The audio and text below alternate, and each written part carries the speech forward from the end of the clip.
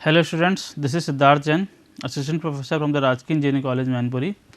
This is a third lecture of Unit 3 of Quantity Estimation and Construction Management subject. Okay. Now, this is lecture we will understand about the different type of methods of the project management. We understood about the Gantt chart or the bar chart in the previous lecture. Now, we will understand about the remaining methods in this lecture.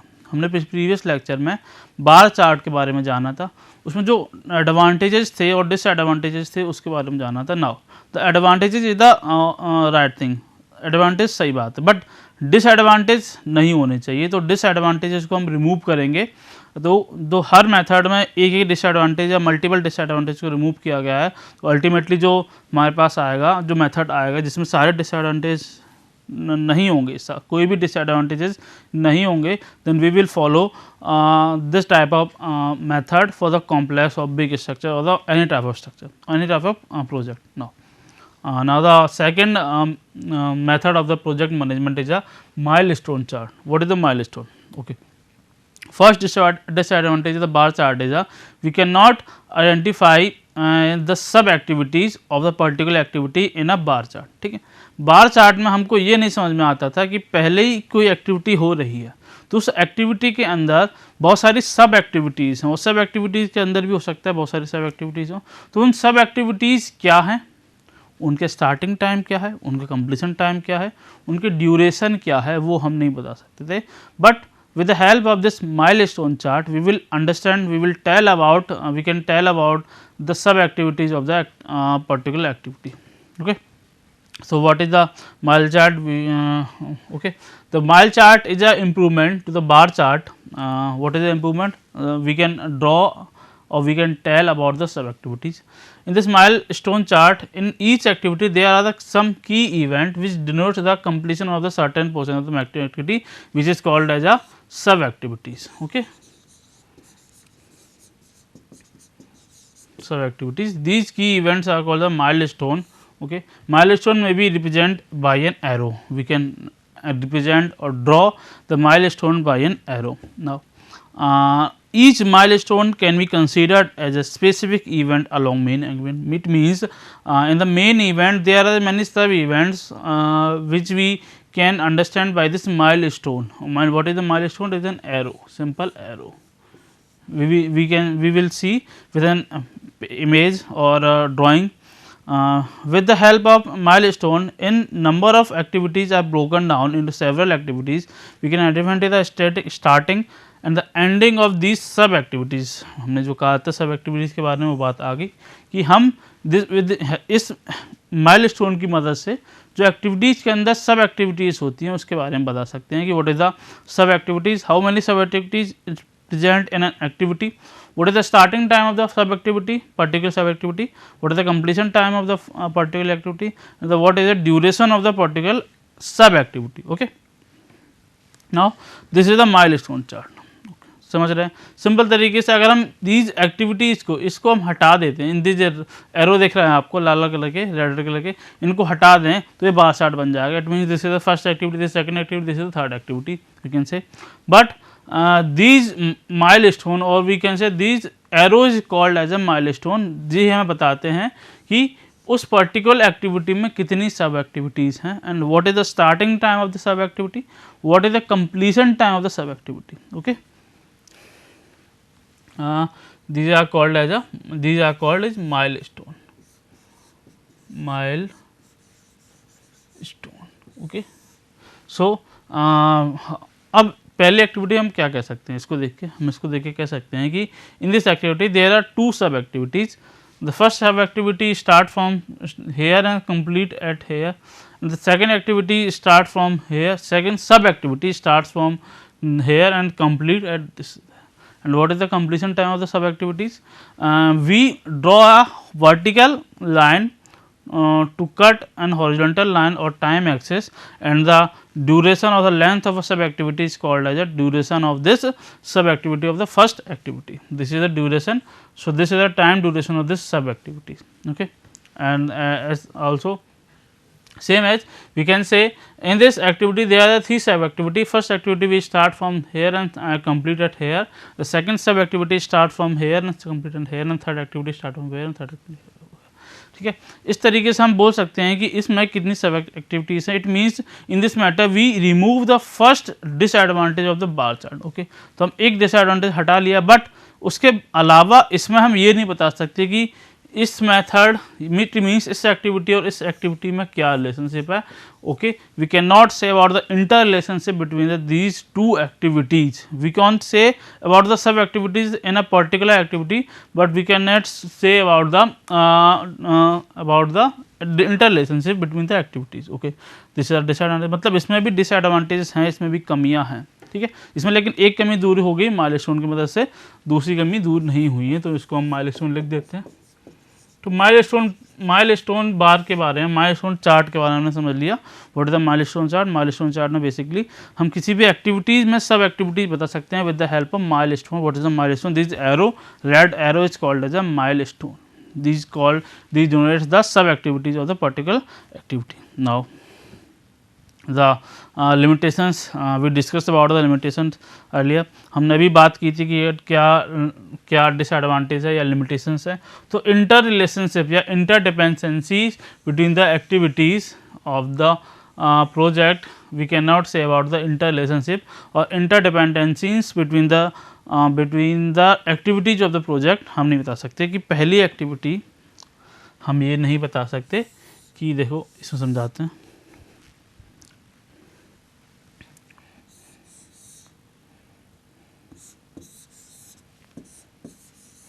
हम इस bar chart में देखो हम previous उससे समझाते हैं, previous slide इसे समझते हैं कि इन बार चार्ट, इस माइलस्टोन चार्ट को हम देख के ये बोल सकते हैं कि this is the first activity, this is the sub activity of first activity, this is the second sub activity of first activity. Okay, this is second activity और another activity, this is the sub activity, this is sub activity, this is sub activity. But we can not say about the these 3 activities are the serial activities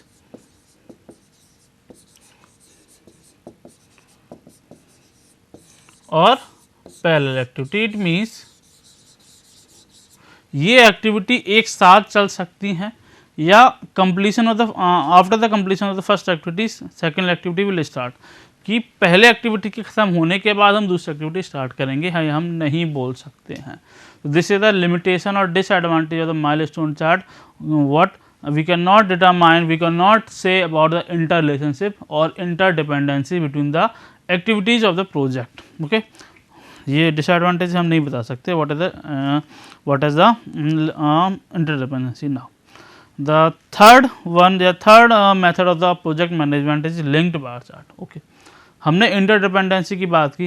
अब ये interdependency की जो lacking थी या disadvantage था वो यहाँ पर रिमूव कर दिया गया. किसमें? Linked bar chart. What is the linked bar chart? इसमें हमने अलग अलग एक्टिविटीज़ को लिंक कर दिया उसमें एक एरो की मदद से. इससे ये बोल दिया कि एरो जहाँ पर डोनेट करता है, एरो मीन्स अगर एरो पहले एक्टिविटी के एंड, जैसे तुम देते हैं अगर एरो हमारा यहाँ से यहाँ जा रहा है, इसका मतलब है कि after the completion of the first activity we will start the second activity, तभी कर सकते हैं. बट द एरो हमारा मतलब ऐसा ही चल रहा है या साथ में चल रहा है, इसमें कोई एरो नहीं है. इसका मतलब है कि these both activity we can start the parallel, we can हम दोनों एक्टिविटी को साथ साथ चला सकते हैं. It means that in this bar या दिस लिंक बार चार्ट ये हमको बताता है. ना समझते हैं. Link bar chart is an improvement over the both of the chart, Gantt chart and the milestone chart. दोनों का इम्प्रूवमेंट है. पहले दोनों का इम्प्रूवमेंट क्यों है? क्योंकि पहले वाले चार्ट से हमने माइलस्टोन की कमी को दूर किया और दूसरी मतलब सब एक्टिविटीज़ की कमी को हटाया. और दूसरी माइलस्टोन चार्ट से इंटरडिपेंडेंसी को हटा दिया, इंटर रिलेशनशिप को हटा दिया between the different activities of the project. हमने ये दोनों चीज़ों को हटा दिया, इसमें लिंक्ड कर दिया एक एक्टिविटी को दूसरी एक्टिविटी से. In this chart, activities are linked with an arrow and lines which denote the sequence or order of the preceding activity. हम इससे ये बता सकते हैं कि पहले कौन सी एक्टिविटी हो रही है, दूसरी कौन सी एक्टिविटी हो रही है. But with the help of Gantt chart or bar chart and milestone chart, we cannot determine or we cannot say about the what is the first activity, what is the second activity. we can roughly say, but we cannot say about the serial activity and the parallel activities also. Okay. In the preceding activity denotes one activity must be completed before the another activity start. मतलब इस method या इस link bar chart से हम ये बता सकते हैं कि पहली एक्टिविटी जब खत्म होगी, ठीक है, तब दूसरी एक्टिविटी खत्म होगी. कैसे? जब लिंक एक बार होगा. हम समझते हैं. Okay, this is the link bar chart. What is this, क्या है? ओके, इसका मतलब है कि these both activities are parallel activities because it start from the starting origin. दोनों एक्टिविटी स्टार्टिंग से स्टार्ट हो रही हैं, यहीं से स्टार्ट हो रही हैं. But the duration of this activity is this and the duration of this activity is this. उससे कोई मतलब नहीं है. हमको ये बताना है कि एक दूसरे एक्टिविटी से इंटर रिलेशनशिप बताना है कि पहली कौन सी एक्टिविटी खत्म हो रही है, देन उसके बाद कोई एक्टिविटी स्टार्ट हो रही है कि पैरेलल हो रही है. तो इसमें हम पहली बात तो बता सकते हैं कि ये दोनों एक्टिविटी ज़्यादा are not a serial activity, these activity ज़्यादा पैरेलल एक्टिविटी. इट मीन्स ये दोनों एक्टिविटी को हम एक साथ यूज कर सकते हैं, एक साथ चला सकते हैं. ओके, समझ गए ना. दूसरी चीज़ यानी कि सीरियल एक्टिविटी कैसे. अब दिस इज अ लिंक्ड बार या लिंक्ड और लिंक या एरो. ये बताता है कि ये हमारी एक्टिविटी यहाँ पर ख़त्म हो रही है, देन इसके ख़त्म होने के बाद ये एक्टिविटी हमारी स्टार्ट हुई है. ओके, तो हम बता सकते हैं कि पहली एक्टिविटी ये है, दूसरी एक्टिविटी या कुछ ही बोल दो, ये ख़त्म होने के बाद ये जा रही है. नाउ सेम एज इसके ख़त्म होने के बाद ये आ रही है और इसके ख़त्म होने के बाद ये आ रही है. यानी कि इस लिंक बार चार्ट में हम ये बता सकते हैं कि कौन सी एक्टिविटी कब स्टार्ट हो रही है, पहले सीरियल एक्टिविटीज़ कौन सी है और पैरेलल एक्टिविटीज़ कौन सी है. हम दोनों एक्टिविटीज़ में हम अंतर बता सकते हैं. ओके, कैसे मदद से? With the help of this linked bar chart. Okay, समझ गए. मतलब इसमें कमियां दूर होंगी, लेकिन इसमें और भी कमी है. इसमें कमी है कि इसको हम बड़ी प्रोजेक्ट के लिए, ह्यूज प्रोजेक्ट के लिए यूज़ नहीं कर सकते, क्योंकि इसमें भी बहुत सारा क्रमसी हो जाएगा, बहुत नंबर ऑफ एरोज हो जाएंगे, तो इसको हम उसमें यूज़ नहीं कर सकते ना. उसके लिए क्या करते हैं? उसके लिए हम नेटवर्क एनालिसिस करते हैं. What is network analysis? Network analysis is a graphical model which list out the sequence of the different activities along with the interdependencies which are required for the completion of project. Oh, okay. What is this? इसमें है क्या? इसमें हम एक network बनाते हैं. किस का? इसमें हम नेटवर्क बनाते हैं एक्टिविटीज़ का. Okay, with the help of lines और ड्राइंग ग्राफ में बनाते हैं, और उसमें हम critical activities, interdependencies and duration and starting and completion सारी चीज़ों को बता सकते हैं. अब ये नेटवर्क एनालिसिस है क्या, समझ लिए. अब नेटवर्क एनालिसिस में सारी कमियां, मोस्ट ऑफ द कमियां सारी दूर कर देते हैं, सारी कमी दूर हो जाती हैं. ठीक है, तो नेटवर्क एनालिसिस है ना improvement over the milestone chart and all the limitations of the bar chart are eliminated. तो सारी लिमिटेशंस हट गई, सारी डिसएडवांटेजेस हट गए. तो बढ़िया, इसको यूज़ करेंगे और इसको यूज़ करते ही हैं. मेनली जो प्रोजेक्ट मैनेजमेंट होता है, प्रोजेक्ट हम बनाते हैं, most of the cases these network analysis will be use for the scheduling of the project और we can say the management of the project. Okay, what is the advantage of this network analysis? In this network analysis we can clearly identify the interrelationship between the various activities and events. What are the events? We will understand what are the events. Activities हम समझ गए. Activity मतलब work, क्या काम हो रहा है. Event क्या, हम समझेंगे. ओके, तो हम इस मेथड में या इस एनालिसिस में हम ये बता सकते हैं कि एक दूसरे एक्टिविटीज़ और इवेंट्स में क्या रिलेशनशिप है, ये हम बता सकते हैं, ये हम बताते भी हैं. This method can be used for the small as well as big complex project which has a large number of activities. तो ये जो नेटवर्क एनालिसिस है वो यूज भी किया जाता है huge number of complex project या कॉम्प्लेक्स प्रोजेक्ट्स में 1000, 2000, 3000, 20,000 बहुत सारी एक्टिविटीज़ होती हैं. उन सारी एक्टिविटीज़ का यूज़ करके, मतलब उन सारी एक्टिविटीज़ जहाँ पर होती हैं उसमें हम नेटवर्क एनालिसिस का यूज़ करते हैं. This method will be used for this type of network analysis और project. Okay, this is method is very useful. इस मेथड में रीशेड्यूल भी कर सकते हैं. रीशेड्यूल क्यों करना है? हमको क्रिटिकल एक्टिविटी फाइंड करनी है. इसमें हम क्रिटिकल एक्टिविटी भी फाइंड कर सकते हैं और रीशेड्यूल कर सकते हैं. क्यों करना है रीशेड्यूल? ओके, हमको इसलिए करना है कि क्रिटिकल एक्टिविटी के चेंज होने से हम जानते हैं कि टाइम ड्यूरेशन हमारा चेंज होता है, उसके आगे और पीछे वाली एक्टिविटीज़ में असर पड़ता है. हो सकता है कंप्लीशन ऑफ द टाइम में भी, कंप्लीशन ऑफ द प्रोजेक्ट में भी असर पड़े.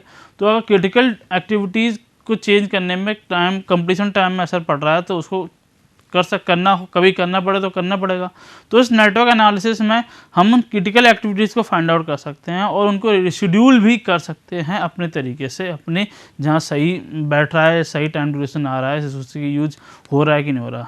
हम प्रोजेक्ट में प्रैक्टिकली प्रोजेक्ट में ज़रूरी नहीं है कि हमारे पास सारे तरीके के रिसोर्स एट अ टाइम मौजूद हों, तो इसीलिए हम एक्टिविटी को रिशेड्यूल करना पड़ता है। तो हम इस नेटवर्क एनालिसिस में रिशेड्यूल कर सकते हैं एक्टिविटीज़ को। Okay, it is also use for the controlling of the activities because it directly indicate the time required between the two milestone और activities। ओके, हम बदल भी सकते हैं, हम मतलब कंट्रोल भी कर सकते हैं। तो हमने सारे तरीके की चीज़ समझ ली। It means this is a best network, best method for the project management. तो इसको जनरली यूज़ किया जाता है, बट अब दो तरीके का होता है। पहला होता है एक्टिविटीज़ ऑन एरोज और arrow diagram, and the second one is activities on node और प्रीसिडेंस डायग्राम। अब एक्टिविटीज़ ऑन एरो क्या है कि एक्टिविटीज़ को हम एरो से रिप्रेजेंट करते हैं। This is arrow, this is node. What is a node? अब हम नोड के बारे में थोड़ा समझ लेते हैं। नोड क्या होता है? नोड देखो, activities means the work, means the construction of the brick wall is activity. Okay, and after the construction of the big work the plastering work will start, plastering work will start, so that at a point when the completion of the big work and the plastering of starting of the plastering will start। समझो मेरी बात, समझो एक बात समझते हैं कि हमारे पास दो एक्टिविटीज़ हैं। एक्टिविटीज़ का मतलब काम। तो this is activity is a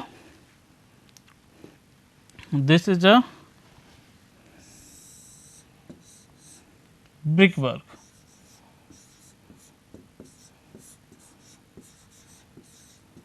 okay, and जी हमारी स्टार्टिंग हो रही है यहाँ पर,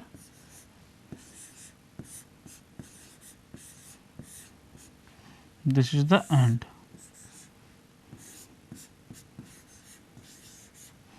and the second activity is a plastering.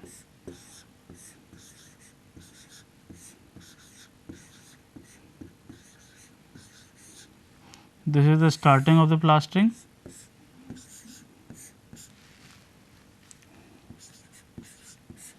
this is the ending of the plastering। Okay, these are the activities, this is the activity, this is another activity, but the time instant, एक समय अंतराल, एक क्षण, एक पल जिस पर हमारा ब्रिक वर्क खत्म हो रहा है और दूसरा प्लास्टरिंग वर्क स्टार्ट हो रहा है, these are the time instant is called as a node. वो बीच का समय जिस पे एक चीज़ खत्म हो रही है दूसरी स्टार्ट हो रही है, ये हमारा कहलाता है नोड। तो what is the activity is a particular work and the बीच time instant between the activity is called a node. Okay, तो first method of the network analysis is the activities on arrow, means the activity is denoted as an arrow, and the second method is the activity on node, and it means the activities we will represent the activities as a node। okay, तो generally हमारे पास arrow method, activity and arrow method use किया जाता है। इसी से हम जो मेथड्स होते हैं जैसे CPM पट वाले मेथड होते हैं उसको इसी मेथड से, इस डायग्राम से ही शो करते हैं, इस डायग्राम से ही सॉल्व करते हैं। तो हम इसी को समझेंगे, इसी के बारे में समझेंगे इन the upcoming lectures. Okay, now the last project management method is a work breakdown structure। what is the work breakdown structure? okay, this method is used for a very complex structure or big structure, big project और structure। इसमें करते क्या है? इसमें हम करते हैं, इसमें हम एक पूरे प्रोजेक्ट को लेते हैं, कंस्ट्रक्शन प्रोजेक्ट को लेते हैं या बहुत सारी एक्टिविटी को लेते हैं, एक को लेते हैं, देन इस प्रोजेक्ट को हम बहुत सारी सब एक्टिविटीज में पार्ट कर देते हैं। कैसे कि हमने एक एक्टिविटी का एक पूरे प्रोजेक्ट की कुछ एक्टिविटी बनाई, देन उस एक्टिविटी की सब एक्टिविटी बनाई, देन उस सब एक्टिविटी की भी सब एक्टिविटी बनाई, एंड दिस सब एक्टिविटी की भी सब एक्टिविटी बनाई। इस तरीके एक चार्ट बन जाता है। उस चार्ट को फॉलो करते करते, उस पूरे स्ट्रक्चर को जो फॉलो करता है, उस पूरे स्ट्रक्चर को हम बोलते हैं work break down structure. We can say understand with the name work break down structure. हम पूरे वर्क को ब्रेक कर देते हैं डिफरेंट पार्ट्स में और स्ट्रक्चर एक तैयार कर लेते हैं। This with the help of this structure we will follow these steps and do our work. Okay, हम अपने प्रोजेक्ट को कंप्लीट करते हैं ना। एक बार समझ लेते हैं। In this construction project, in a construction project there are lots of activities and we have to clearly identify all of the activities. हमको सभी एक्टिविटीज़ को तरीके से समझना होता है। सभी एक्टिविटीज़ को कैसे समझेंगे? जब उसको तरीके से हम डिवाइड करेंगे। Okay, in this work break down structure we have to break the project into different major systems, their subsystems and discrete activities is called as a work down structure। जो हमने ही बताया कि पूरे वर्क को हम पहले activity major system में convert करते हैं, देन सब सिस्टम में कन्वर्ट करते हैं, एंड उसके बाद भी डिस्क्रीट एक्टिविटीज़ होती हैं। और एक्टिविटीज़ की हो सकती है सब एक्टिविटीज़ हों, और सब एक्टिविटीज़ की हो सकती है सब एक्टिविटीज़ हो। मीन्स बहुत सारा एक चार्ट बन जाता है, एक डायग्राम बन जाता है, स्ट्रक्चर बन जाता है, जिसको फॉलो करते हुए अपने प्रोजेक्ट को करते हैं। तो this type of structure will also use in a complex in a big project. Sometimes it is use, हम इसको भी बड़े बड़े प्रोजेक्ट में यूज़ कर सकते हैं, उसको किया जाता है।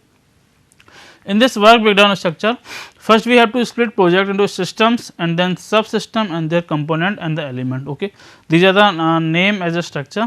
पहले हम ब्रेक ब्रेकडाउन स्ट्रक्चर को पहले हम स्प्लिट करते हैं सिस्टम्स में, बहुत सारे सिस्टम्स में। जैसे हमें पूरा एक प्रोजेक्ट बनाना है। ओके, प्रोजेक्ट करना है किसी हॉस्पिटल का, तो हॉस्पिटल में हम अलग अलग चीज़ें बांट देंगे कि हमें ब्रिक वर्क करना है पूरा, कंक्रीटिंग वर्क करना है पूरा, रीइंफोर्समेंट वर्क करना है पूरा, इंटीरियर करना है पूरा, वुड वर्क करना है, प्लास्टरिंग करना है एंड द रूफिंग करनी है। इन सारी चीज़ों को हम बांट देंगे किसमें? सिस्टम्स में। ओके, देन उस ब्रिक वर्क का किस क्वालिटी का ब्रिक वर्क करना है, किस जगह पे कौन सी क्वालिटी का करना है, किस जगह पे कौन सी टाइप्स ऑफ ब्रिक यूज हो जाएगी, किस तरह में कौन सा मोटार यूज हो जाएगा, उसको हम डिवाइड कर देंगे। देन सब सिस्टम्स में एंड देयर कंपोनेंट, और फिर हम कितनी ब्रिक्स कहाँ पे लग रही हैं, किस तरह की हाइट विड्थ और ब्रिक वर्क कितना है, उसको बांट देंगे उसके एलिमेंट्स में। एंड द फर्दर डिवीजन हम करते जाएंगे। इस तरीके से हम पूरे स्ट्रक्चर को बांट देते हैं। ये कहलाता है work breakdown structure. We will understand about this work breakdown structure with an figure. This is figure. Okay, हम इससे समझते हैं एक बार और। The first project, this is a project. Now इस प्रोजेक्ट को हमने सिस्टम्स में डिवाइड की। हमने दो दो दिखाए हैं, लेकिन इसका मतलब दो नहीं है। इसका मतलब ये भी हो सकता है कि ये वन, ये सेकंड और third one system is also present. Okay, हमने दो दो तरीके समझे। प्रोजेक्ट को सिस्टम में डिवाइड किया, there are number of systems. Okay, in a particular system there are so many और there are number of sub systems also। इसमें भी जरूरी नहीं है कि दो हैं, हम दो बताए हैं, लेकिन there are number of so many sub systems will be present हो सकते हैं। ठीक है, तो इस सिस्टम में बहुत सारे सब सिस्टम्स होंगे। ये सिस्टम, ये sub system and another is a sub system. Okay, and in a particular सब system there are so many components. Okay, अब इस एक सब सिस्टम में बहुत सारे कंपोनेंट हो सकते हैं। हमने जहाँ फिर से दो समझाए हैं, हो सकता है तीन हो, चार हो, पाँच हो, बहुत सारे कंपोनेंट्स हो सकते हैं। सो इन अ पर्टिकुलर सब system there are so many components will be present. This is the first component, this is the second component, this is the third component. And a particular component there are so many elements will be present। यहाँ पे दो समझाएं, हो सकता है multiple हो, तो इस कंपोनेंट में एक दो मल्टीपल भी हो सकते हैं एलिमेंट्स, और ये पूरा भी है नहीं है। इसके अलावा एलिमेंट्स में भी हो सकता है और एक्टिविटीज़ काउंट हो, उन एक्टिविटीज़ में और सब एक्टिविटीज़ हो। ठीक है ना, तो दिस इज द प्रोजेक्ट। जो ऑब्वियस जी बात है, हमको समझ में आ रहा है कि इतने सारे चार्ट बन रहा है, इतना पूरा स्ट्रक्चर बन रहा है, तो ये बड़ा प्रोजेक्ट के लिए होगा, छोटे प्रोजेक्ट में हो नहीं सकते, क्योंकि इतनी सारी एक्टिविटीज, इतने सारे पार्ट हमारे किसी बड़े और कॉम्प्लेक्स प्रोजेक्ट में ही होते हैं। It is not in a very simple project. Okay, हम एक एग्जाम्पल समझ लेते हैं। ठीक है, हमको बहुत सारा काम करना है किसी स्ट्रक्चर में। This is a project. अब इस स्ट्रक्चर में क्या क्या काम होते हैं? पहला हो सकता है हमारा ब्रिक वर्क, हमने बांट दिया, concreting, reinforcement, also we can say about the stonework. Okay, these are called as the systems. Okay, and a particular system there are so many subsystems. It means what is the types of brick, ठीक है, what is the quality of types हो गया, what is the quality, quality तो types में आ जाता है, what is the motor ratio, what are the numbers. Okay, in a particular subsystem which type of brick will be used in a different elements. Okay, तो these are इस तरीके से हम किसी प्रोजेक्ट को वर्क ब्रेकडाउन स्ट्रक्चर से बांट देते हैं और ये हमारा वर्क ब्रेकडाउन स्ट्रक्चर कहलाता है। ये बड़ी कॉम्प्लेक्स दिख भी रहा है, कॉम्प्लेक्स है, ठीक है ना, इसको हटा देते हैं एक बार तो क्लियरली हम देख सकते हैं ना। हम अब कुछ एडवांटेजेस देख लेते हैं वर्क ब्रेकडाउन स्ट्रक्चर के, या कुछ बातें और समझ लेते हैं। The work breakdown structure follow up to bottom approach. हमने देखा जो स्ट्रक्चर बनाया है वो ऊपर से स्टार्ट हुआ नीचे तक गया। ऊपर से मतलब बड़े प्रोजेक्ट से लेके, बड़े काम से लेके छोटे काम तक जाता है, यानी कि अप टू बॉटम फॉलो करता है। Up to bottom it means जो बड़ा काम है, बिग वर्क से लेके स्मॉल वर्क से जाता है, छोटे वर्क से जाता है, तो इसको हम बोलते हैं up to bottom approach. With the help of this work breakdown structure we can identify the functional element of the project and the interrelationship. Okay, इस स्ट्रक्चर से हम ये भी बता सकते हैं कि इसमें कौन से फंक्शनल एलिमेंट है, यानी कि कौन से काम करने वाले, इसमें ज़्यादा रिसोर्सेज की यूज होगी, ज़्यादा टाइम की यूज होगी और ज़्यादा चीज़ों की यूज होगी। And we can also say about the interrelationship. It means what are the relationship between the two activities. It means कि हमारा reinforcement start हमारा एक्सकवेशन होने के बाद ही फाउंडेशन डलेगा या कंक्रीटिंग होगी, reinforcement होगी, साथ में नहीं हो सकती, और कौन सी एक्टिविटीज़ पैरेलल चल सकती हैं। तो इस स्ट्रक्चर से हम बता सकते हैं कि हाँ ये एक्टिविटीज़, ये वाली एक्टिविटी, ये और ये वाली एक्टिविटी पैरेलल हो सकती है, but after the completion of this activity we will start this activity. हम ये बता सकते हैं with the help of this work breakdown structure. Another advantages of this work breakdown structure is in this network project is split into a different parts, so it is very useful for doing planning and scheduling activity. Okay, हम इस structure में, हम इस work breakdown structure में बहुत अच्छी तरीके से चार्ट ड्रॉ कर लेते हैं, स्ट्रक्चर ड्रॉ कर लेते हैं, उसमें बता सकते हैं कि कौन सी एक्टिविटी है। हम देखते हैं अभी इसमें बता सकते हैं कि कौन सी एक्टिविटी हमारी, ये ब्रिक वर्क था, ये रीइंफोर्समेंट था, ये हमारा कंक्रीटिंग था, this is we can say this is a lightning work और इलेक्ट्रिफिकेशन बिकॉज से। तो हम इसमें ये बता सकते हैं कि अगर हमें किसी एक्टिविटी को रीशेड्यूल करना है, और we can say in simple word, कोई एक्टिविटी हमारी क्रिटिकल एक्टिविटी है तो हमें उसको रिशेड्यूल करना है कि इस एक्टिविटी को यहाँ नहीं यहाँ लगाना है, तो उस स्ट्रक्चर में हम कर सकते हैं। It means with the help of this structure we can reschedule our activities and doing our planning for the helpful of the project or the completion of the project हमको करने के लिए कर सकते हैं। इट मीन्स हमने work breakdown structure बारे में समझा। तो इस क्लास में हमने different types of method of project management जाना। पहला था milestone chart, another one is linked bar chart, another one is network analysis. There are two types of network analysis. First is activity on arrow, second is activity on node, and last